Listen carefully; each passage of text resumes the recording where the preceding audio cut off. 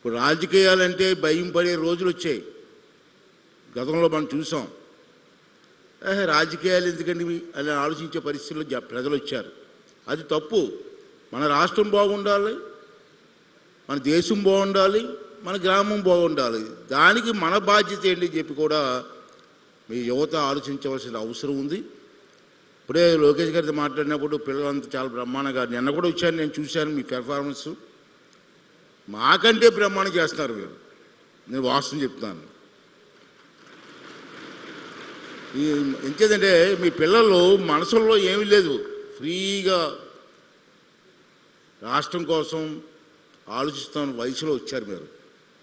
మాలో కుతంత్రాలు ఉంటాయి. రాజకీయ నాయకులు ఆ పార్టీ ఈ పార్టీ ఈ పార్టీ కొట్టుకో. రాష్ట్రం పోయినా పర్లేదు, మా ప్రెస్టేజీలు వేరుగా ఉంటాయి. అంచే స్వచ్ఛందమైన మనసుతో రాజకీయాలు చేస్తే రాష్ట్రం ఎందుకు బాగుపడదండి, దేశం ఎందుకు బాగుపడదండి? అందుకే ఇవాళ మిమ్మల్ని చూస్తుంటే నాకు చాలా ఆనందంగా ఉంది.